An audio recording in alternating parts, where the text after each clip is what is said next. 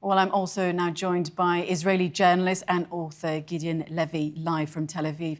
Gideon, thanks for joining us on the programme tonight. So this first batch of 13 Israelis coming back home in this first phase, does it ease any pressure that is building on Prime Minister Netanyahu? No, it doesn't ease any pressure, but it's a beginning of something, and it might lead to more releases, and then the pressure will be smaller. But right now, everyone understands that's just the beginning, a very modest, by the way, a very modest one, because we are talking tomorrow about 13 out of 240. This is not enough to release any pressure. So you call this the beginning of something, but you say it's not enough based on the fact that there are 240 prisoners there. Now, Netanyahu says that after 4 days, the fighting also will resume. Do you think that there are conditions where this could change, given the fact that, as you say, there are still a lot more hostages that could be released by Hamas?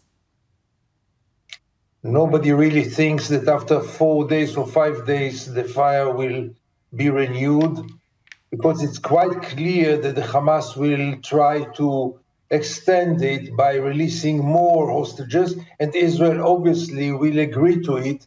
So we might face now even a few weeks of gradual release and gradual ceasefire, and then will come the question, and what's next? But what do you think comes next? That's a big question. I think that somehow Israel cannot stop the war now. I mean, the Israeli government cannot stop the war now because none of its goals was really achieved. Not all the hostages obviously are released, and Hamas is far of being crashed down. On the other hand, the question is how long will Israel be able to continue bombing Gaza? I mean, renewing the fire means getting to the south part of the west of the Gaza Strip, where right now 2 million people are, at least half of them homeless people, are gathered. And what do you do there? Will you tell them to go to the north when you destroyed all the north? Where are they going to stay? The winter is just around the corner. And I don't see the same fighting as it was in the south continue, where the same attacks and bombarding in the north will renew itself in the south. I don't see it happening. So there will be fighting, but not in the same intensity. I don't believe in it. Now, Gideon, you say that the goals have not been reached. We know that Netanyahu wants to destroy Hamas. But, of course, the loss of life on both sides has also been immense. You've got 14.5 million Palestinians dead. 5,000 of those are children. Is there a sense or a mood amongst everyday people in Israel that the deaths of these Palestinians, these over 14,000, has been too much? Unfortunately, by all means, no, and no. First of all, the Israelis are not exposed to the reality in Gaza.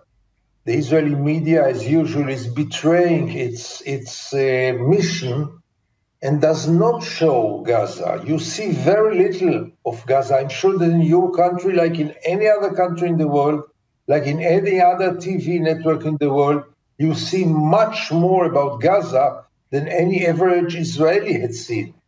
So first of all, you don't see, so you don't also feel, you don't realize what's going on, you don't have any kind of guilt feelings or second thoughts, nothing. And secondly, Israelis are still under the impression, under the trauma of what happened on the 7th. And there is no room for most of the Israelis, I know for sure, there's no room there for any kind of empathy or solidarity with the Palestinian victims, with the Palestinian sacrifice. This is by all means not discussed at all.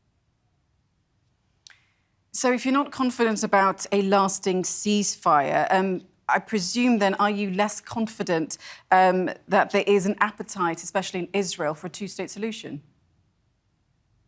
Now, the talking about two-state solution, in my view, was anachronistic before this war. When you have 700,000 Jewish settlers in the West Bank, where exactly are you going to locate the Palestinian state? But now, after the war, when emotions are so strong, one against the other, when there is hardly a partner in both sides, I mean, who is going to lead it? Benjamin Netanyahu, Yahya Sinwar? With whom are you going to go for the two-state solution? I wish it would have been different, but I don't see it happening. I'm very sorry about it. So who can then put pressure on Israel? Do you think it could be the US, the UK? Only the US. The US has really the most influential leverages on Israel, but unfortunately, it never used it. The US is financing Israel, arming Israel, supporting Israel, which is fair enough, but it's always unconditioned. And maybe the time came to put some conditions for this unbelievable aid that Israel is getting from the United States, more than any other state in the world, by the way. And Israel is not the poorest country in the world and not the country that needs more than any other country American aid. But when it is unconditioned, this is really strange. But you know, we are getting into an election year in the United States. I don't see it happening, any change. OK, well, Gideon Levy, we're going to have to leave it there, but thank you for your analysis tonight on our programme on the Hamas-Israel conflict ongoing. Thank you so much. Thank you very much. Qatar says